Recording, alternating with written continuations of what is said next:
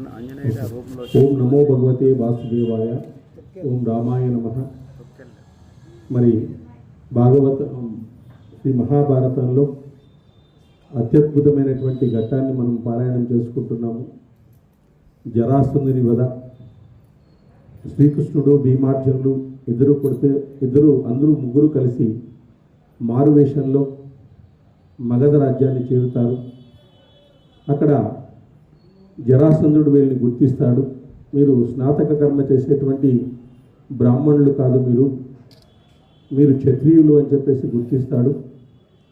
అప్పుడు వీళ్ళు నేను భీమార్జులము, నేను కృష్ణుడిని అని చెప్పేసి నిన్ను చంపడానికే వచ్చినాము అని చెప్తాడు. నిన్ను చంపడానికే మేము ఇక్కడికి వచ్చినాము అని చెప్పేసి జరాసంధునికి చెప్పడం జరుగుతుంది. అప్పుడు జరాసంధునికి కొన్ని విషయాలని వాళ్ళిద్దరి మధ్య సంవాదం జరుగుతుంది. ఆ సంవాదంలో ఎవడు ఏ అవస్థల్లో ఏ కర్మలు చేస్తాడో వాడు ఆయా అవస్థల్లో అలాంటి ఫలాన్నే పొందుతాడు అంటాడు భగవంతుడు. నువ్వు ఏ అవస్థల్లో ఏ కర్మలు చేస్తావో ఆయా అవస్థల్లో అలాంటి ఫలాన్నే పొందుతావు అంటాడు. అంటే ఏ భావనతో అయితే నువ్వు ఉంటావో ఆ భావనకు సంబంధించినటువంటి జన్మల్నే పొందుతావు. ఏ అవస్థల్లో ఉండి, మనం అవస్థ అంటే ఏమి, ఇక్కడ మనకు వార్ధక్యము, ముసలితనం, మామూలుగా ఇట్లా మనకు అనేక రకాలైనటువంటి ఉన్నాయి కదా. దాంట్లో మనం ఏ అవస్థల్లో ఏ కర్మలు చేస్తామో ఆ కర్మలను బట్టి ఆ ఫలితాన్ని భగవంతుడు ఇస్తాడు అని అర్థం. కాబట్టి ఆ విధంగా నువ్వు చేసినటువంటి కర్మ ఎలా ఉంది అంటే అనేక మంది రాజులను ఈరోజు బంధించినావు. ఈరోజు అనేక మంది రాజులను నువ్వు బంధించినావు, వాళ్ళని బలి ఇవ్వాలని కోరుతున్నావు. ఒక క్షత్రియుడిగా ఇది సమర్థమైనటువంటి పని కాదు. అందువలన క్షత్రియుల్లో నా వంటి వీరుడు లేడని నువ్వు భావిస్తున్నావు. అది అంతా నీ బుద్ధి వలన ఏర్పడిన భ్రమ మాత్రమే. శ్రీకృష్ణ భగవానుడు అంటాడు, నీ బుద్ధి వలన ఏర్పడినటువంటి భ్రమ మాత్రమే. మనము గ్రేటెస్ట్ అనుకుంటున్నాం, మనకంటే ఇంకోటి లేటెస్ట్ అని వచ్చేస్తాడు. కాబట్టి మనము ఆ భ్రమలకు లోనవుతున్నాం. ఈరోజు మనకంటే ఎవరు గొప్పవాళ్ళు లేరు, మనకంటే ఎవరు ఇది లేదు అని చెప్పేసి భ్రమలకు లోనవుతున్నాం.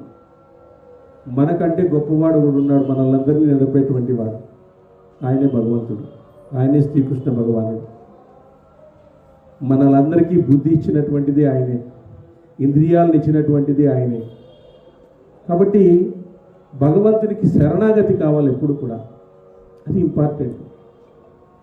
శరణాగతి అంటే ఏమి, నీ ప్రయత్నం నువ్వు 100% చేసి నీకు కాని ప్రయత్నాన్ని భగవంతునికి వదిలేయాలి. శరణాగతి అంటే నువ్వే చూసుకో స్వామి, నాకేమన్నా కానీ అని అట్లా అనకూడదు. అది శరణాగతి కాదు. మళ్ళీ ఏం ప్రాబ్లం వచ్చినా స్వామి నీదే స్వామి అంటుంటారు. నువ్వేం చేస్తావు? నేను చపాతీలు తింటావు, నువ్వేమన్నా నీ ప్రాబ్లంని నువ్వు సొల్యూషన్ చేసుకోవాలా వద్దా? ఫస్ట్ గజేంద్రుడు 1000 సంవత్సరాలు పోరాడినాడు. 1000 సంవత్సరాలు అయిన తర్వాత ఆయనకు తెలిసిపోయింది, ఇంకా నా శక్తి చాలదు, ఈ ముసలి నుంచి విడిపించుకోవడానికి నా శక్తి చాలదు అని గ్రహించి అప్పుడు శ్రీమన్నారాయణుడు వెళ్ళినాడు. అంతవరకు వెళ్ళలేదు ఆయన. కాబట్టి నీ శక్తిని నువ్వు 100% ఉపయోగించుకోవాలి. అప్పుడు నువ్వు 100% సాధన చేస్తే తర్వాత ఆ సాధన కొనసాగించే బాధ్యత ఆయన తీసుకుంటాడు. మనమేమి సాధన చేయకుండా, ఏమీ కాకుండా మనకు పుణ్యం రావాలంటే రాదు. ఎప్పుడు కూడా పుణ్యం అంత ఊరికే వచ్చేది కాదు. మనం మీద సుఖంగా ఉందామంటే పుణ్యం పోతుందని అర్థం. మన మీద సుఖంగా ఉన్నామంటే పుణ్యం పోతుందని అర్థం. మనం మళ్ళీ పుణ్యం సంపాదించుకుంటా ఉండాలా, లేకపోతే కష్టమవుతుంది, జీరో అవుతుంది ఇంకా. కాబట్టి ఇక్కడ ఏం చెప్తున్నాడంటే, ఈ లోకంలో లేడని నువ్వు భావిస్తున్నావు, నాకంటే వీరుడు లేడని భావిస్తున్నావు. అదంతా నీ బుద్ధి వలన ఏర్పడిన భ్రమ మాత్రమే.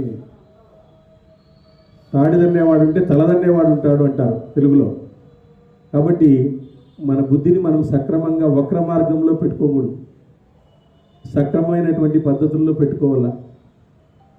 కాబట్టి రాజశ్రేష్ఠ స్వర్గప్రాప్తిక యుద్ధమనే యజ్ఞం గైకొని క్షత్రియులు తమకిష్టమైన లోకాలను జయిస్తున్నారు. వేదాధ్యయనం స్వర్గాన్ని ఇస్తుంది. శ్రీకృష్ణ భగవానుడు చెప్తున్నాడు చూడండి, వేదాధ్యయనము స్వర్గాన్ని ఇస్తుంది అయ్యానికి. పరోపకారం వల్ల కీర్తి పరోపకారం వల్ల కలిగిన కీర్తి స్వర్గాన్ని ఇస్తుంది. పరోపకారం చేయడం వల్ల ఎందుకంటే మనము ఈ వైదిక మతంలో ఉండడం వల్ల, మనము వివాహ దాంట్లో ఆ స్థానంలో ఉండడం వల్ల కొంత సమయం మనము భగవంతునికి కేటాయించాలి. పారమార్థిక భౌతిక రెండూ మనము బ్యాలెన్స్ చేసుకోవాలి. మానవులుగా పుట్టినటువంటి వాళ్ళు రెండింటినీ బ్యాలెన్స్ చేసుకోవాలి. ఆ బ్యాలెన్స్ చేసుకొని మనం జీవించాలి అని చెప్తుంది ధర్మశాస్త్రాలు. మనం భౌతికమైనటువంటి కోరికలు అవసరమే. నాకు పెళ్ళి కావాలా, నాకు కాదు, మళ్ళీ అట్లా అనుకోలేదు. పెళ్ళి అయ్యే వాళ్ళకి నాకు పెళ్ళి కావాలా, మంచిదే. నాకు కొడుకు పుట్టాలా, మంచిదే. నాకు మంచి చదువు రావాలా, మంచిదే. నాకు ఆదాయం రావాలా, మంచిదే. పక్కింటోని కంటే ఎక్కువ రావాలా, అది మంచిది కాదు. అది మంచిది కాదు. ఈ కోరికలు మనం కోరుకోవచ్చు భగవంతుణ్ణి. ఎందుకంటే ఆయన సాధన చేయాలంటే మనం సుఖంగా ఉండాలి. ఫస్ట్ రోజంతా సుఖంగా ఉండాలి. ప్రాబ్లమ్స్ వచ్చినాయనుకో ఎవరు భజనకు రారు. వాళ్ళ ప్రాబ్లమ్స్ వాళ్ళకు ఉంటాయి పాపం. ఫైల్ అన్నా పడాలా, ప్యాకేజీలు లీకేజీలు ఏవో ఉంటాయి. తప్పదు అది. కాబట్టి ఉన్న వాళ్ళు ఎవరో చేసుకుని పోతారు, దానికి తప్పేం లేదు. ఎవరో ఖాళీగా ఉండే వాళ్ళు ఎవరో ఉంటారు, వాళ్ళు చేసుకుని పోతుంటారు. కాబట్టి మనము భగవంతుణ్ణి భౌతికమైన కోరికలు కోరాల్సిందే. అంటే పారమార్థికంగా కూడా ఆ భౌతిక కోరికలను తీర్చేటువంటి వాడు కాబట్టి పారమార్థికమైనటువంటి వాటిని కూడా మనం చేయాలి. జనక మహారాజు ఎట్లుండేవాడు, 12 గంటల వరకు రాజ్యాన్ని వెళ్ళేవాడు. 12 గంటల తర్వాత సాధనకు పోయేవాడు. ఇన్ఛార్జ్ ఇచ్చేవాడు, నువ్వయ్యా నెక్స్ట్ 12 నుంచి 4-5 గంటల వరకు ఫిర్యాదులు అవన్నీ వస్తే నువ్వే బాధ్యత, నేను సాధనకు పోతున్నాను, అయిపోయా. ఇన్ఛార్జ్ ఇచ్చిపోయేవాడు. ఆయన ఆ విధంగా ఆత్మయోగిగా మారినాడు. కానీ రాజ్యాన్ని ఎక్కడ కూడా ఆయన వదిలేసిన సందర్భాలు కానీ, రాజ్యాన్ని అశ్రద్ధ చేసినటువంటి సందర్భాలు కానీ ఆయన ఎక్కడ చేయలేదు. ఆయన పారమార్థికంగా జీవించినాడు, భౌతికంగా కూడా తన కోరికలు నెరవేర్చుకున్నాడు. కాబట్టి ఆ విధమైనటువంటి బ్యాలెన్స్, ఆ సమతౌల్యాన్ని, ఆ ఈక్విలిబ్రియంని, ఆ బ్యాలెన్స్ని మనం పట్టుకోవాలా. అదే భగవంతుని యొక్క భక్తిలో ఆ విధంగా కర్మను మనం చేయాలి. కాబట్టి తపస్సు స్వర్గాన్ని స్థిరం చేస్తుంది. ఈ మూడింటి కంటే యుద్ధంలో మరణించడం ద్వారా స్వర్గాన్ని పొందడం క్షత్రియునికే ఉత్తమం. ఇదే కాదు, ధర్మం కోసం నువ్వు యుద్ధం చేసినావనుకో, నువ్వు మరణించినా కూడా మోక్షాన్ని పొందుతావు. అదే కదా అర్జునుడికి శ్రీకృష్ణుడు చెప్పేది, అయ్యా నువ్వు యుద్ధం చేస్తే స్వర్గాన్ని పొందుతావు, ఓడిపోతే చనిపోతే స్వర్గాన్ని పొందుతావు, బ్రతికి ఉంటే రాజ్యం వస్తుంది. రెండూ నీకు లాభమే. కాబట్టి నీ స్వభావాన్ని మార్చుకో అంటాడు.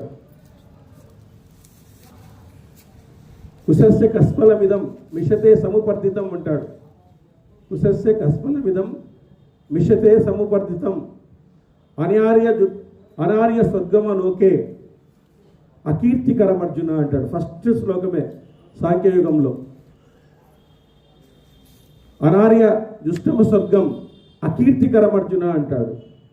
ఏమయ్యా, రాని వేళల్లో నీకు మోహం ఆవరించింది, ఈ సమయంలో మోహం రాకూడదు నీకు, కానీ మోహం ఆవరించింది నీకు. ఈ సమయంలో నీకు పరాక్రమం ఉండాల, కానీ మోహం ఆవరించింది.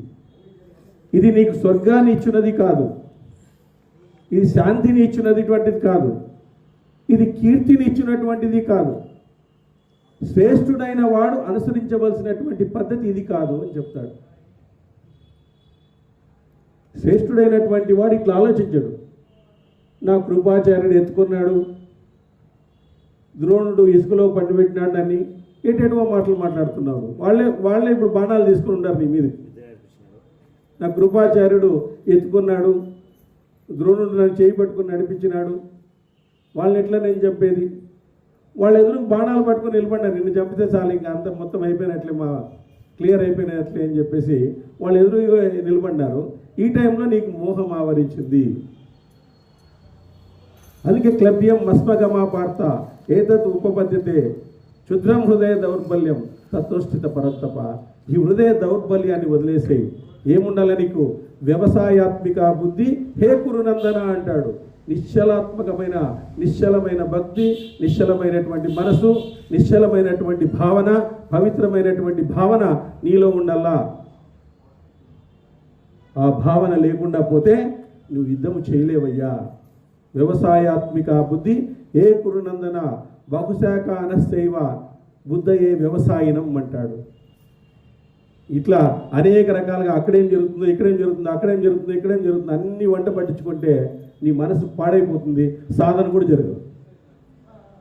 ఆడేదో బాగుంది, ఈడేదో బాగుంది, అక్కడేదో బాగుంది, ఇక్కడేదో బాగుంది అని చూసుకుంటూ తిరుగుతా ఉన్నావు అనుకో, ఇదే టైంపాస్ అయిపోతుంది. నువ్వు ఒక చోటు ఉండవు, నువ్వు నీ సాధన వేస్ట్, నీ సాధనే రాదు. ఇంకా సాధన అంటే ఒక చోట స్థిరంగా కూర్చొని చేసేది, అంతేగాని అక్కడక్కడ పోయేది, అక్కడ ఇక్కడ ఎక్కడ పోయినా అంతే.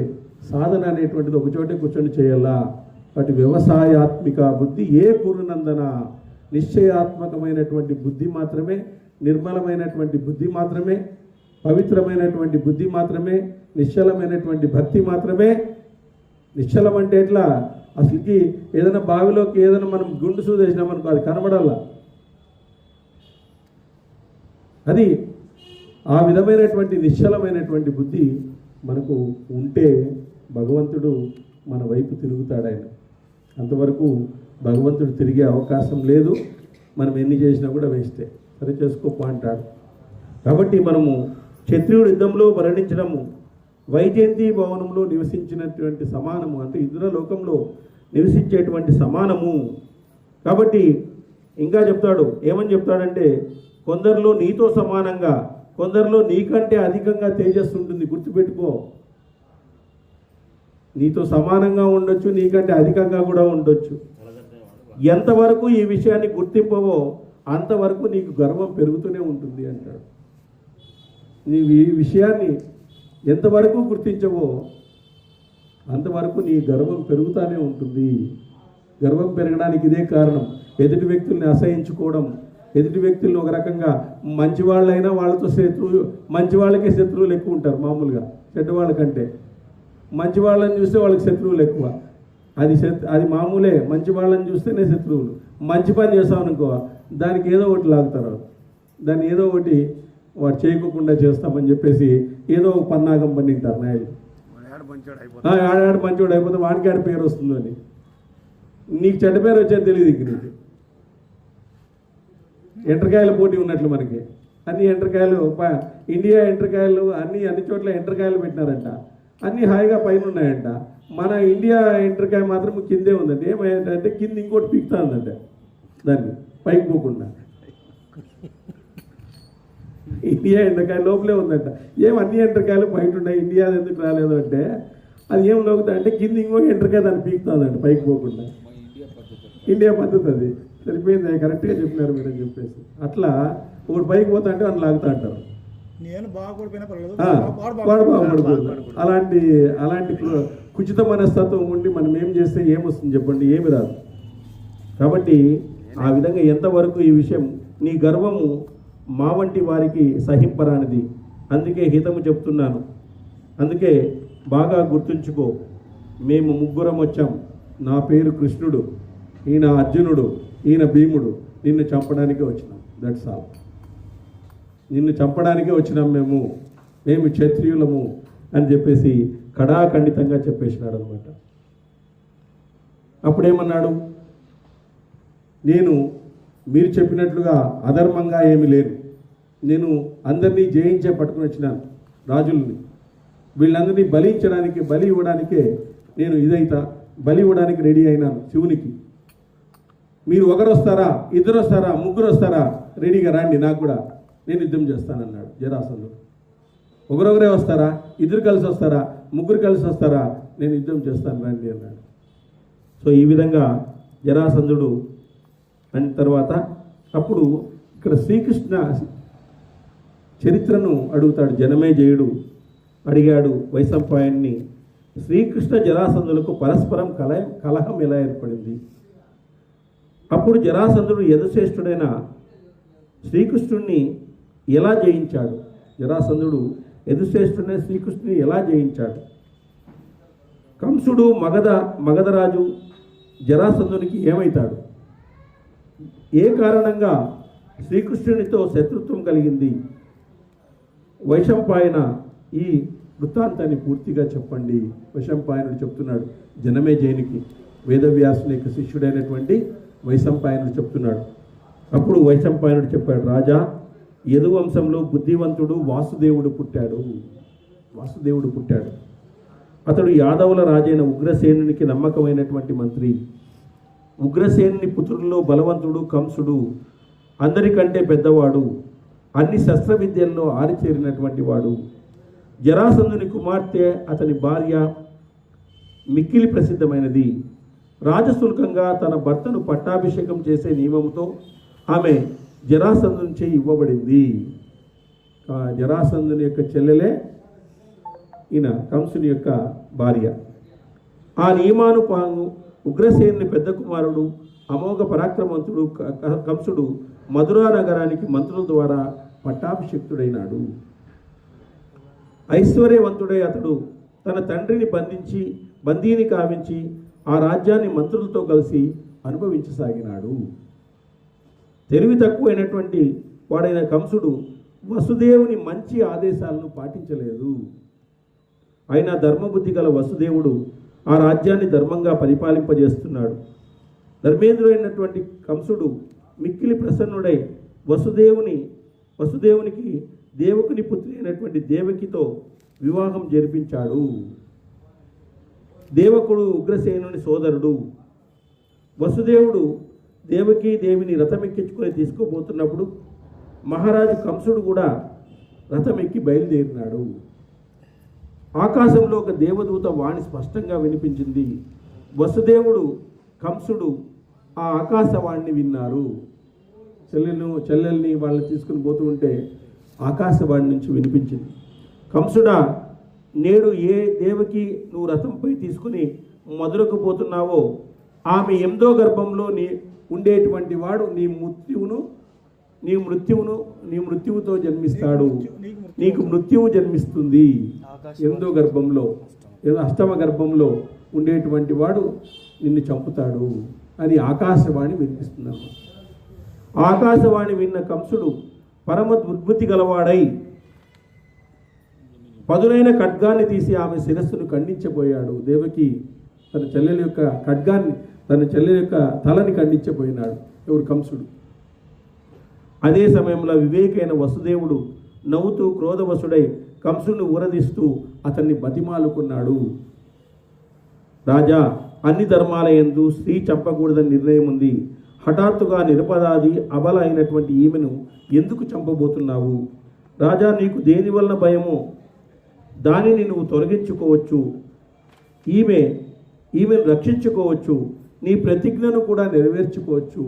నేను ఒక దాన్ని చెప్తాను, విను. ఈమె 8వ గర్భంలో పుత్రుని వెంటనే నాశనం చేయి. నీకు గల ఆపద నివారించబడుతుంది. ఈమెను ఎందుకు చంపడం? నువ్వు 8వ గర్భం ద్వారానే కదా నీకు మృత్యు ఉండేది. ఆకాశవాణి స్పష్టంగా చెప్పింది. ఆ 8వ గర్భంలో ఉండేటువంటి శిశువుని చంపేయి, నువ్వు రక్షించబడతావు, ఆమె రక్షించబడుతుంది అని చెప్పేసి చెప్తాడు. ఆ విధంగా చెప్పిన తర్వాత వసుదేవుడు వచనానుసారం సూరసేన దేశపు రాజైనటువంటి కంసుడు ఆ మాటలను అంగీకరించినాడు. పిమ్మట సూర్య తేజోవంతుడు కుమారులు పుట్టారు. పుట్టిన వారిని పుట్టినట్లుగా అందరూ మధురాధిపుడు చంపివేశాడు. అనంతరం దేవకి పర్పన 7వ వాడుగా బలరాముడు పుట్టాడు. యముడు తన మాయచే సాటి లేని ఆ గర్భాన్ని రోహిణీదేవి ఉదరంలో ప్రవేశపెట్టాడు. రోహిణీదేవి ఉదయంలో ఆకర్షణ కలిగి ఉండడం చేత అతను సంకర్షుడు అనేటువంటి పేరు కలిగి ఉన్నాడు. బలప్రధానుడైనటువంటి బలదేవుడు అనేటువంటి పేరు వచ్చింది. తిరిగి దేవకి గర్భాన్ని 8వ వాడు మధుసూదనుడు పుట్టాడు. శ్రీకృష్ణుడు పుట్టాడు. రాజైన కంసుడు ఆ గర్భాన్ని చాలా జాగ్రత్తగా సంరక్షించినాడు. దేవకి ప్రసవం సమయంగా సాత్వికుడైన వసుదేవుడు రక్షణకై ఉగ్ర స్వభావము పూర్వ కర్మ గల మంత్రిని కంసుడు నియమించినాడంట. ఆ జైలు చుట్టూ మంత్రులు నియమించినాడు. కానీ బాలుడైన శ్రీకృష్ణుడి ప్రభావంచే రక్షకులు నిద్రించిన పిదప అక్కడి నుంచి తేజోవంతుడు వసుదేవుడు బాలకునితో కలిసి నందకులానికి వెళ్ళాడు. అప్పుడే పుట్టిన వసుదేవుని మధుర నుంచి దూరం చేసి తండ్రి వసుదేవుడు అతనికి బదులుగా ఒక గోపాలకుని పుత్రికను తెచ్చి కంసునికి కానుకగా ఇచ్చేశాడు. ఈమె పుట్టిండేది అని చెప్పేసి కంసునికి కానుకగా ఇచ్చాడు. దేవదూత మాటలను గుర్తు తెచ్చుకొని కంసుడు ఆ భయంతో ఆమెను చంపాలని ఆ కన్యకను భూమికేసి గట్టిగా కొట్టాడు. ఆమె అతని చేతి నుంచి విడిపించుకొని నవ్వుతూ ఆర్య అను శబ్దాన్ని ఉచ్చరిస్తూ అదృశ్యమైంది. అప్పటి నుంచి ఆమె పేరు ఆర్య అయింది. ఆమె పేరు ఆర్య, యోగమాయ. ఈ విధంగా బుద్ధివంతుడైన వసుదేవుడు ఆ కంసుని మోసపిచ్చి తన పుత్రుని గోకులంలో పెంచసాగినాడు. వసుదేవుడు కూడా గోపకులతో నీటిలోని పద్మం వలె పెరిగినాడు. కొయ్యలలో అగ్ని దాగి ఉన్నట్లుగా అతడు కంసుని జాడ తెలియకుండానే పెరగసాగినాడు. మధురాస్వీరుడైనటువంటి కంసుడు ఆ గోపకులను మిక్కిలి బాధించాడు. ఇక బహు సంపదలు కలిగినటువంటి శ్రీకృష్ణుడు తేజస్సు బలాలతో వృద్ధి పొందినాడు. కంసునిచే పీడించబడిన గోపకులు భయంతో, కొందరు కోరికలతో శ్రీకృష్ణుని చుట్టుముట్టారు. వారు భయంతో భగవంతుణ్ణి ప్రార్థన చేసినారు. కొంతమంది ప్రేమతో, కొంతమంది స్మరణతో, కొంతమంది భయంతో, కొంతమంది వైరముతో భగవంతుని పట్టుకున్నటువంటి వాళ్ళు ఉన్నారు. ఆ శ్రీకృష్ణుడు బల సంపదతో కూడి ఉగ్రసేనుని సమ్మతిపై అతని సోదరగణంతో సహా కంసుని చంపి తిరిగి ఉగ్రసేనుని రాజ్యాభిషిక్తుని చేశాడు. చాలా చూకీగా ఇచ్చేసినాడు. శ్రీకృష్ణుడు కంసుని చంపాడు అని జరాసంధుడు విని కంసుని పుత్రిక సూరసేన దేశానికి రాజు చేశాడు. అంత గొప్ప సైన్యంతో ఆ రాజ్యాన్ని ఆక్రమించి శ్రీకృష్ణుడిని ఓడించి తన పుత్రికను కుమారుణ్ణి రాజుగా చేసినాడు. శ్రీకృష్ణుడిని ఓడించి తన పుత్రిక కుమారుణ్ణి రాజుగా చేశాడు జరాసంధుడు. ప్రతాపవంతుడైనటువంటి జరాసంధుని బలము సేనలతో కూడి ఉగ్రసేనుని యాదవులను అనేకసార్లు కష్టానష్టాల పాలు చేశాడు. శ్రీకృష్ణ జరాసంధుల మధ్య వైరానికి ఇదే కారణము. అంటే శ్రీకృష్ణుడు ఓడిపోవడం ఎందుకు అంటే అతని యొక్క అనుచరులందరినీ కూడా చంపడానికి ప్లాన్ వేసినాడు శ్రీకృష్ణుడు. ఆ జరాసంధుడిని ఎవరితో, భీమునితోనే చంపించాలా అనేటువంటిది నిర్ణయించబడింది. కాబట్టి ఆ విధంగా ఓడిపోవడం జరిగింది. తన మనోవాంఛ తీర్చుకోవడానికి జయించిన రాజులందరినీ దేవశ్రేష్ఠుడు, మహాదేవుడు, చర్మాంబరుడు, త్రయంబకుడు అయినటువంటి శివునికి బలి ఇచ్చి తన యజ్ఞాలను పూర్తి చేయసాగినాడు. ఇది అంతా జరిగినట్లుగా చెప్పబడింది. ఇక భీమసేను నుంచే ఆ జరాసంధుడు ఎలా చంపబడ్డాడో చెప్పండి నాకు అని చెప్పినాడు. ఇది శ్రీకృష్ణునికి జరాసంధునికి ఏర్పడినటువంటి వివాదం. తర్వాత వైశంపాయనుడు ఉన్నాడు. రాజైన జరాసంధుడు తన మనసులో యుద్ధము చేయ సంకల్పించినాడు. అది చూసిన మాటకారి శ్రీకృష్ణుడు జరాసంధునితో ఇలా అన్నాడు: మా ముగ్గురిలో నీ మనసులో ఎవరితో యుద్ధము చేయ సంకల్పించినావు? శ్రీకృష్ణుడు అడిగినాడు. మేము ముగ్గురు ఉన్నాం కదా, ఎవరితో యుద్ధం చేస్తాము? మాలో ఎవరు నీతో యుద్ధానికి సిద్ధం కావాలి? ఇది విని తేజోవంతుడైన మగధేశుడైనటువంటి జరాసంధుడు భీమసేనుతో నేను యుద్ధం చేస్తాను. సో వీరుడినే కోరుకున్నట్లుగా భీమసేనుతో నేను యుద్ధం చేస్తాను అన్నాడు. జరాసంధుడు యుద్ధోత్సాహాన్ని గమనించి పురోహితుడు గోరోచనం, మాటలు, మంగళ ద్రవ్యాలు, గొప్ప గొప్ప ఓషులు, పీడను పోగొట్టగల వస్తువులు, మూర్ఛ నుంచి తెలివి రాగల వస్తువులు తీసుకుని అతనికి వచ్చాడు. యశస్కారుడైనటువంటి బ్రాహ్మణుడు స్వస్తి వచనానంతరం జరాసంధుడు క్షత్రియ నియమాలను పాటించి యుద్ధానికి సంసిద్ధుడైనాడు. నియమాలను పాటిస్తూ యుద్ధానికి రెడీ అయినారు ఇద్దరు కూడా. జరాసంధుడు కిరీటం తీసి కేశాలను బంధించి సముద్రం తన ఒడ్డును దాటి తీరంలో పడేటట్లుగా యుద్ధానికి ఉద్యుక్తుడైపోయినాడు. కిరీటం తీసినాడు, జడ కట్టుకుని ఏదో సముద్రము తన ఒడిని దాటి తీరంతో పడేటట్లుగా ఆ విధంగా ఉన్నాడంట. భయానకమైన పరాక్రమాన్ని ప్రదర్శించే బుద్ధిమంతుడు జరాసయుడు జరాసంధుడు భీము వైపు తిరిగి, భీమా, నీతో యుద్ధము చేస్తాను, శ్రేష్ఠుని చేతిలో ఓడిపోవడం కూడా మంచిదే. ముందే తెలిసిపోయింది అది, నీతో ఓడిపోవడం కూడా మంచిదేనయ్యా. ఎందుకంటే యుద్ధంలో గెలుపు ఓటమి రెండూ మంచివే. కాబట్టి ఆ విధంగా తేజోవంతుడు శత్రుపీడకుడైనటువంటి జరాసంధుడు భీమునితో ఈ విధంగా పలికి బాలుడు ఇంద్రుడిని ఓడించడానికి సిద్ధమైనట్లుగా సిద్ధపడ్డాడు. బాలుడు ఇంద్రుడిని ఓడించడానికి సిద్ధమైనట్లుగా ఇది అయినాడు. బలవంతుడైనటువంటి భీమసేనుడు శ్రీకృష్ణునితో మాట్లాడి స్వస్తి వచనాల తర్వాత యుద్ధకాంక్షతో జరాసంధుని దగ్గరికి చేరాడు. సింహాసన పరాక్రమం గల వారిరువురు ఉద్వేగాలతో ఒకరినొకరు జయించుకోవాలనే కోరికతో బాహువులే శస్త్రాలుగా తలపడ్డారు. బాహువులు ఈ భుజాలతోనే కొట్టుకున్నారు ఒకరికొరనమాట. ముందు వారిద్దరూ చేతులు కలిసాయి, ఒకరినొకరు పాదాభివందనం చేసుకున్నారు. బాహువులు మూలలను కంపింపజేస్తూ పెద్దగా చెరువులు చెరిచారు. భుజాలను చేతులను మోదుకొని మాటికి కొట్టుకొని శరీరాన్ని శరీరంతోనే గట్టిగా పట్టుకొని తిరిగి కొట్టుకున్నారన్నమాట. కొట్టుకుంటున్నారు, విపరీతంగా కొట్టుకుంటున్నారు. అదేవిధంగా వారు వేగంగా చేతులను సంకోచించి వ్యాకోచించి ఒకరిపై ఒకరు వెసుకుంటూ ముష్టిఘాతాలను చేశారు. ముష్టిఘాతాలను చిత్రహస్త రూపుడైనటువంటి ఘాతాలు చూసి కక్షాబంధనాన్ని చేశారు.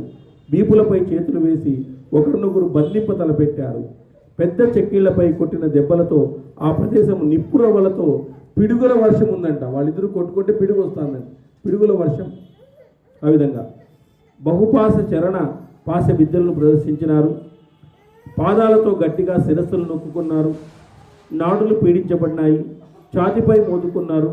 మల్ల యుద్ధాన్ని చేశారు. చేతివేళ్లతో పూర్ణకుంభ విద్యను కూడా ఒకరిపై ఒకరు నిపుణంగా ప్రయోగించుకున్నారు. పూర్ణకుంభం విద్య ఒకరి చేతులను ఒకరు పీడించుకుంటూ గజరాజులు అనే గర్జించారు. బాహు ప్రవాహం చేసే వారిద్దరూ మేఘ గర్జనలు వంటి సింహనాదాలు చేశారు. అరచేతులతో కొట్టుకొని గుర్రుగా ఒకరినొకరు చూసుకున్నారు. క్రోధావశులైన రెండు సింహాల వలె అతి భయంకరంగా యుద్ధాన్ని చేసుకుంటున్నారంట. అక్కడంతా కూడా శరీరాన్ని శరీరంతో, చేతులతో ఎదుటి వారి శరీరాలను పట్టిలాగి శత్రువుని వెన్నుపై మెడపై బిగపట్టి దూరంగా తోసుకున్నారు, కొట్టుకున్నారు. ఇరువురు కటి ప్రదేశంలో పక్క చేతుల నుంచి ఎదుటి వాళ్ళు పడవేయడానికి ప్రయత్నిస్తున్నారు. తమ శరీరాన్ని బిగపట్టి ఎదుటివారి పడవేసే విద్య ఇద్దరికీ తెలుసు. అదే ఇప్పుడు బాక్సింగ్ అయిండేది, వాళ్ళిద్దరి మధ్య జరిగిండేదే బాక్సింగ్. ఇప్పుడు బాక్సింగ్ ఉంది కదా ఇంటర్నేషనల్, అదే బాక్సింగే వీళ్ళిద్దరి మధ్య జరిగింది. కుస్తీ పోటీలు ఇప్పుడు బాక్సింగ్ జరిగినట్లు అన్నారు. ఇప్పుడు బాక్సింగ్ అని ఉంది కదా, ఇప్పుడు కొన్ని వేల కోట్లు వస్తాయి దాని నుంచి. అదే మెయిన్ ఇంపార్టెంట్.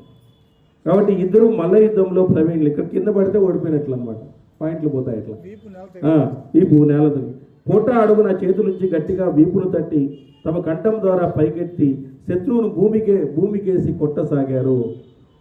వారు మల్ల యుద్ధ మర్యాదలతో ఉన్నతమైన వృష్టభంగము అనే విద్యను చూపసాగారు. ఒకరి వీపును ఒకరు నేలకు అందించే విద్యను రెండు భుజాలతో ఛాతిపై పొట్టపై కొట్టి మూర్ఛనందించడానికి పూర్ణకుంభ విద్యను ప్రదర్శించినారు. వారి ఇచ్ఛానుసారం తాడు పీరినట్లుగా కాళ్లను చేతులను ముష్టిఘాతాలతో బంధించి పూర్ణయోగం, తృణపీడం అనేటువంటి విద్యలను చూపి ఒకరిపై ఒకరు యుద్ధ కళలు ప్రదర్శించి పీడించుకుంటున్నారు. ఇద్దరు కూడా ఎవరు తగ్గడం లేదు, ఇద్దరు కూడా సమానంగా కొట్టుకుంటున్నారు. ఆ సమయాన వారి మల్ల యుద్ధం చూడడానికి వేల కొలది నగరవాసులు, బ్రాహ్మణులు, క్షత్రియులు, వైశ్యులు, స్త్రీలు గుమిగూడుకొనిచ్చారు. మనుషుల గుంపుచే ఆ ప్రదేశం అంతా నిండిపోయింది. ఇద్దరు భుజాల దెబ్బల వల్ల ఒకరిపై ఒకరు విగ్రహాలు ప్రదర్శించడం వల్ల వజ్రాయుధం పర్వతాన్ని కొడుతుందేమో అనేటట్లుగా ఉందంట. కొడతా ఉందేమో పర్వతాన్ని. బలవంతుల్లో శ్రేష్ఠుడైన వారి బలోత్సాహాలతో పరస్పరం జయం ఆశించి పోరడం చేత వారి మధ్య దుర్బలమైనటువంటి పరిస్థితులు ఏర్పడినాయి. యుద్ధ భూమిలో వృత్తా ఇంద్రుల వలె సాగే ఈ పోరులో భయానక స్థితి ఏర్పడడంతో జనులందరూ దూరానికి పోయి నిలబడినారు. వీళ్ళిద్దరూ మొత్తం ఆక్రమించి కొట్టుకుంటున్నారు. వాళ్ళంతా దూరం పోతున్నారు. ప్రకర్షణం, ఆకర్షణం, అనుకర్షణం, వికర్షణం చేసుకుంటూ వారిరువురు ఒకరినొకరు మోకాళ్లతో పొడుచుకున్నారు. తర్వాత గొప్ప గొప్ప గర్జనలు నిందలతో రాళ్ల వర్షం కురిచినట్లుగా ముష్టిఘాతకాలతో ఒకరినొకరు బాధించుకున్నారు. ఇద్దరు రక్షస్థలాలు విశాలాలు పెద్దవి, ఇద్దరు మల్లయుద్ధ నిపుణులు ఇనుప గడియారాల వంటి బాహువులతో కలియబడ్డారు. కార్తీక మాసపు మొదటి రోజున ప్రారంభమైన యుద్ధము తిండి లేక విశ్రాంతి లేక రాత్రింబవళ్ళు జరిగింది. కార్తీక మాసంలో కొట్టుకున్నారు వీళ్ళిద్దరు. ఆ విధంగా మహాత్ములైనటువంటి వారి మధ్య త్రయోదశి వరకు జరిగిందంట. కార్తీక మాసం పాడ్యమితో మొదలై త్రయోదశి వరకు రాత్రింబగళ్ళు 13 రోజులు జరిగింది. చతుర్దశి నాటి రాత్రి మగధదేశుడు అలసి యుద్ధం నుంచి మరలినాడు. అలసిన జరాసంధుని చూసి శ్రీకృష్ణుడు భయంకరమైన యుద్ధము చేసినటువంటి భీమునితో తెలియపరుచుకున్నట్లుగా ఇలా అన్నాడు: శత్రువు అలసినప్పుడు అతన్ని అధికంగా పీడించడం ఉచితం కాదు. ఒకవేళ పీడిస్తే అతను ప్రాణాలు పోతాయి. శత్రువు అలసిపోయినప్పుడు రెస్ట్ ఇవ్వాలంట, కాబట్టి ప్రాణాలు పోతాయి. కాబట్టి భీమ, నువ్వు జరాసంధుని ఎక్కువగా బాధించవద్దు. అతనితో చేతులతో మాత్రమే సమానంగా యుద్ధము చేయి. శత్రు సంహారైన భీముడు శ్రీకృష్ణ మాటలు విని జరాసంధుడు అలసినట్లు గ్రహించి ఆయన్ని చంపడాన్ని గురించి ఆలోచించాడు. కురుకులానికి ఆనందకారుడైనటువంటి భీముడు బలవంతుల్లో శ్రేష్ఠుడైన అజేయుడైనటువంటి జరాసంధుడిని జయించుటకు కోపాన్ని తెచ్చుకున్నాడు. పిమ్మట భీమసేనుడు జరాసంధుని వదపై పూర్తిగా బుద్ధి నిలిపి యదునందనైనటువంటి శ్రీకృష్ణుతో పలికాడు: యదుశార్దూల, ఇతడు మొలకు బిగించిన వస్త్ర కారణంగా ఈ పాపాత్ముడు ప్రాణాలు హరించాలని నాకు తోచడం లేదు. ఇట్లు పలికిన భీముణ్ణి పురుషోత్తముడైనటువంటి శ్రీకృష్ణుడు జరాసంధ వదకు ఉత్తేజపరుస్తూ, నువ్వు సర్వోష్ఠుడైన దేవతవు, పైగా వాయు బలంతో ఉన్నావు. ఆ బలాన్ని అంతటినీ జరాసంధునిపై మా ఎదుట ఈరోజే ప్రయోగించు. నువ్వు వాయుదేవుని కుమారుడు అయ్యా. జాంబవంతుడు ఏ విధంగా అయితే ఆంజనేయ స్వామిలో తన శక్తిని నింపినాడో, నువ్వు గరుక్మంతు లాంటి వాడివి, ఈ సముద్రాన్ని నువ్వు దాటగలవు అని చెప్పేసి అతనిలో ఉండేటువంటి శక్తిని గుర్తు చేశాడు ఆంజనేయుడు. ఎందుకంటే అతనికి శాపం వల్ల ఆయన యొక్క గుర్తు లేదు. మనకు కూడా ఇంద్రియాల భౌతిక సుఖాల వలన మనకు కూడా మన శక్తి గుర్తు లేదు. యాక్చువల్గా చెప్పాలంటే మనం ఈ ప్రాపంచిక విషయాలన్నీ ఎక్కువ అయిపోవడం వలన మనలో ఏం శక్తి ఉందో మనకే తెలియదు. నిశక్తి మాత్రం అప్పుడప్పుడు ఉంటుంది, అప్పుడప్పుడు నిశక్తి ఉంటుంది, కానీ మనలో కూడా ఆ శక్తి ఉంది. దాన్ని మనం ప్రాపర్గా వినియోగించుకుంటే మనలో కూడా అద్భుతమైనటువంటి శక్తి ఉంది, అద్భుతమైనటువంటి ఆత్మజ్ఞానం ఉంది. కాబట్టి ఆ జ్ఞానముతో ఆత్మను ప్రచోదనం చేసుకోవాలి అని చెప్తుంది శాస్త్రం. ఎందుకంటే ఇదే కట్టకడపటి జన్మ మనకి. భగవంతుడు జంతువునాం నరజన్మ దుర్లభం అంటారు. జంతువుల్లో ఈ జన్మ ఇచ్చినటువంటిది ఎందుకంటే మహోన్నతమైన జన్మలోకి రావడానికి లేదా వెనక్కి వెళ్ళిపోవడానికి. రెండే, hit out or get out. పోతే అట్లా పోతావు, లేకుంటే ఇట్లా పోతావు, అంతే. ఇట్లా పోయినావు అనుకో, అయిపోయింది కథ. ఎప్పుడు వస్తావో తెలియదు. ఎన్నో పుణ్యాలు చేస్తే తప్ప మానవ జన్మ లేదు. మనం ఈరోజు ఈ మానవ జన్మను భౌతికమైనటువంటి కోరికలతో ముడిపెట్టి దానికోసమే విపరీతమైనటువంటి సమయాన్ని కేటాయించి మనలో ఉండేటువంటి దైవిక శక్తులన్నింటినీ కూడా నాశనం చేసుకుంటున్నాం. అసుర శక్తులను మాత్రం అప్పుడప్పుడు బయటికి తీస్తున్నాం. వాట్సాప్ల రూపంలో ఆ రూపంలో బయటికి తీసి రెడీ చేస్తున్నాం. అసుర శక్తులను మాత్రం బయటకు వస్తున్నాయి. దైవిక శక్తులు మేలుకోవాలి. మరి ఆ దైవిక శక్తులు మేలుకోవాలంటే భగవంతుని ఈ ఆత్మ జ్ఞానాన్ని మనము పొందాలి. ఆత్మ జ్ఞానాన్ని పొందినప్పుడే, అందుకే నిశ్చయాత్మకమైనటువంటి బుద్ధి మనలో రావాలి, నిశ్చలము రావాలి.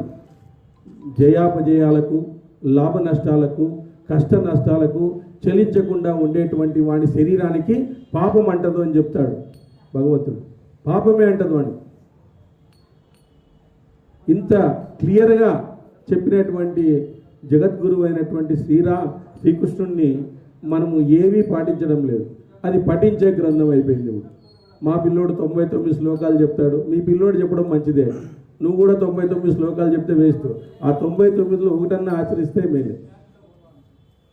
కాబట్టి మనం పఠించే గ్రంథం కాదు, అది పాటించే గ్రంథంగా మనము చేసుకుంటే భగవద్గీత ఉపనిషత్తుల సారం అది. మొత్తం ఉపనిషత్తులన్నీ కూడా దాంట్లో పెట్టి రంగరించి మనకు కావలసినటువంటి ఎసెన్స్ ఇచ్చినటువంటి గ్రంథము. అలాంటి గ్రంథాన్ని మనం ఈరోజు దాన్ని మనం ఆచరించడం లేదు అంటే మరి మనం ఒకసారి క్వశ్చన్ వేసుకోవాలి.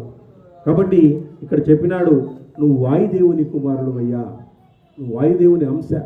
హనుమ, భీమ, మధ్వ వీళ్ళు ముగ్గురు కూడా, హనుమంతుడు, భీముడు, మధ్వాచార్యుడు, వీళ్ళు ముగ్గురు హనుమ, భీమ, మధ్వ. ప్రథమో హనుమన్నాయ, ద్వితీయ భీమయేవచ, పూర్ణ ప్రజ్ఞ తృతీయమస్తు, భగవత్ కార్యసాధక అంటారు. వీళ్ళు భగవత్ కార్యాన్ని చేయడానికి వచ్చినారు. వీళ్ళు ముగ్గురు కూడా భగవంతుడు ఆదేశించినాడు వీళ్ళు ఆ రూపంలో వాళ్ళు రావడం అనేటువంటి జరిగింది. కాబట్టి ఈరోజు నువ్వు వాయు బలంతో కూడుకున్నావు. అలాంటి బలాన్ని మా ఎదుట జరాసంధునిపై నువ్వు ఈరోజు ప్రయోగించాల్సిందే అంటున్నాడు. ఆ మహారథుడు దుర్బుద్ధి గల జరాసంధుని నీ చేతిలోనే చంపదగినటువంటి వాడు. ఆ మాటలు నాకు ఆకాశంలో వినిపించినాయి. చూడండి, ఆ మాటలను ఆకాశంలో వినిపించినాయి నాకు. బలరాముడి ద్వారా జరాసంధుని వద్దకు అనుగ్రహ చేయబడి బలం ఇవ్వబడింది. శ్రీకృష్ణుడు తన బలాన్ని కూడా ఇచ్చాడు. ఎవరికి? భీమునికి తన బలాన్ని కూడా ఇచ్చాడు. ఇది ఆకాశం నుంచి వెలువడింది. ఆకాశం నుంచి అంటే భగవంతుడి నుంచి వెలువడినటువంటి వాక్యాలు.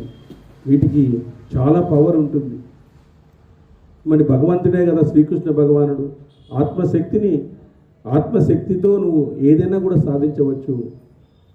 ఆత్మశక్తి కలవాడు ఎప్పుడు నిరాశ భరితంగా వాడు ఉండడు అని చెప్పేసి చెప్తాడు. కాబట్టి ఆ విధంగా చెప్పినాడు. ఈ కారణంగా గొప్ప పర్వతమైన గోమతంపై ఇతడు విడవబడినాడు. బలదేవుని చేత చిక్కిన జరాసంధుడు తప్ప వేరొకడు బయట పడలేడు. గొప్ప బాహువులు గల భీమసేన, నిన్ను విడిచి ఇతని మృత్యువు వేరొకని చేతిలో లేదు. వాయువును తలుచుకొని ఈ జరాసంధుని చంపు. నువ్వు వాడిని చంపడానికే పుట్టావు అసలు. కాబట్టి వాయువును ఒకసారి తలుచుకో, చంపేసి. శత్రు సంహారి భీముడు జనార్దన్ని మాటలు విని గొప్ప బలం తెచ్చుకొని జరాసంధుని ఆకాశంలో ఎత్తి గిరిగిర తిప్పినాడు. అయిపోయా. కృష్ణుని మాటలు ఆయనకి పని చేసినాయి. ఆ విధంగా కృష్ణుని యొక్క శక్తి ఇచ్చేసినాడు. మోటివేషన్. జరాసంధుని చెప్పడానికి శ్రీకృష్ణుడు భీమసేనుపై చూసి ఒక రప్పు గడ్డిని తీసుకుని రెండుగా చీల్చాడు, విసిరివేశాడు. ఇదే జరాసంధుని వదకు సంకేతం. 100 సార్లు గిరిగిరా తిప్పి భీముడు భూమిపైకి వేసి నడుము విడిచి పిండి చేసి సింహనాదం చేశాడు. పిండి చేసి పారేసినాడు. ఎవరిని? జరాసంధుడిని. అతని చేతిలో ఒక పాదంపై పాదం పెట్టి మహాబలుడు భీముడు జరాసంధుని శరీరాన్ని 2గా చీల్చేశాడు. శ్రీకృష్ణ భగవానుడు ఎప్పుడైతే గడ్డిని 2గా చీల్చేసినాడో అయిపోయింది. ఆయన నిర్ణయించేసినాడు, ఆ మృత్యువును నిర్ణయించేసినాడు. మళ్ళీ అతుక్కుంటాడు. ఆయన ఫస్ట్ పుట్టిండేదే అట్లా కదా ఫస్ట్. ఈ తిరిగి 2 భాగాలు ఏకమై ప్రతాపవంతుడు జరాసంధుడు భీమునితో బాహుయుద్ధం చేశాడు. వారి మధ్య అత్యంత భయంకరమైన దొమ్మి యుద్ధం చూసే వారికి ఒళ్ళు గగురు పడుతూ సర్వలోకాలు నాశనమైనట్లుగా జరిగింది. తిరిగి శ్రీకృష్ణుడు తృణ విశేషాన్ని గ్రహించి 2గా చీల్చి జరాసంధుని వశకై విపరీత దిశలో పడవేసినాడు. ఇట్లు చెప్పినాడు ఆయన. విపరీత దిశలో జరాసంధుని వదికి 2వ సంకేతం ఇది. ఇట్లా భీమసేనుడు అప్పుడు అది గ్రహించి జరాసంధుని ఒంటి కాలిపై పెట్టి 2గా చీల్చి విపరీత దిశలో పడవేసినాడు. ఆ సమయంలో జరాసంధుని శరీరం నుంచి మాంసం ముద్దలు బయటపడ్డాయి. ఆ శరీరం నుంచి కొవ్వు, రక్తము, ఎముకలు జారిపడ్డాయి. తల, శరీరం కూడా 2గా విడిపోయినాయి. ముద్దైనటువంటి జరాసంధుడు ఒకవైపు, సింహనాదాలు చేస్తున్న భీముడు ఒకవైపు. ఆ నాదం సర్వప్రాణులకు భయంకరమైనది. మగధ నివాసులందరూ భయపడ్డారు. గర్భవంతులు గర్భాలు స్రవించినాయి. ఉపద్రవాలకు భీమసేనుని సింహనాదము, జరాసంధుని చీత్కారాలే కారణము. మగధ దేశీయులందరూ భీమసేనుని సింహగర్జను విని హిమవత్ పర్వతం చీలిందా లేదా భూమి 2గా చీలిందా అని వాళ్ళు అనుకుంటున్నారంట. అందరూ కూడా శత్రువులను అవలీనగా చంపగలవారు. 3 నిద్రిస్తున్న వాని వలె ఉన్న జరాసంధుని మృతదేహాన్ని రాజద్వారం దగ్గర విడిచి అక్కడి నుంచి వెళ్ళిపోయారు. ఆ మాంసం ముద్దలన్నీ తీసుకుని ఆ రాజద్వారం దగ్గర ఇసిరేసి ఆ ముగ్గురు వెళ్ళిపోయినారు. మరి చూడండి, శ్రీకృష్ణుడు జరాసంధుని రథాన్ని ధ్వజాలతో అలంకరించుకొని భీమార్జునులను కూర్చొండబెట్టుకొని కారాగారంలోని బంధువులందరినీ విడిపించినాడు. అక్కడ రాజులందరినీ కూడా బంధించినాడు. 60,000 మందిని వాళ్ళందరినీ కూడా విడిపించినాడు. రత్నభోగుడైనటువంటి రాజులందరూ భయానికి దూరమై రత్నాలను అనుభవించగల శ్రీకృష్ణునికి కానుకలుగా రత్నాలు ఇచ్చేసినారు. భగవంతుడు శ్రీకృష్ణుడు గాయపడక శస్త్రాస్త్రాలు కలిగి ప్రకాశించాడు.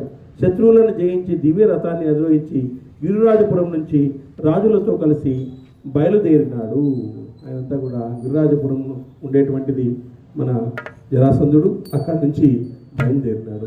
ఈ విధంగా అద్భుతమైనటువంటి ఘట్టాన్ని ఈరోజు మనం అందరూ పారాయణం చేసుకున్నాము.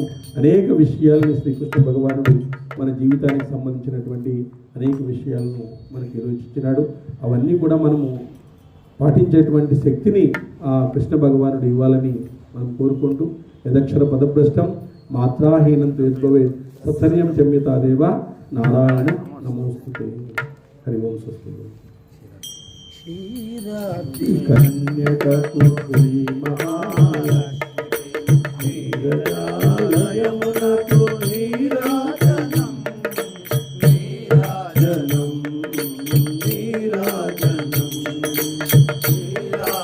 కన్యకకు శ్రీ మహాలక్ష్మికి నీరాజనము నీరాజనం నీరాజనం నీరాజనం జలజాక్షి మోములకు చక్రవర్తుడంబుల జలజాక్షి మోములకు చక్రవర్తుడంబుల నెలకొన్న కపూరపు నీరాజనం అలివేలి కురుమునకు హస్తకమలంబులకు అలివేలి కురుమునకు హస్తకమలంబులకు నిలువు మాణిక్యముల నీరాజనం నిలువు మాణిక్యముల నీరాజనం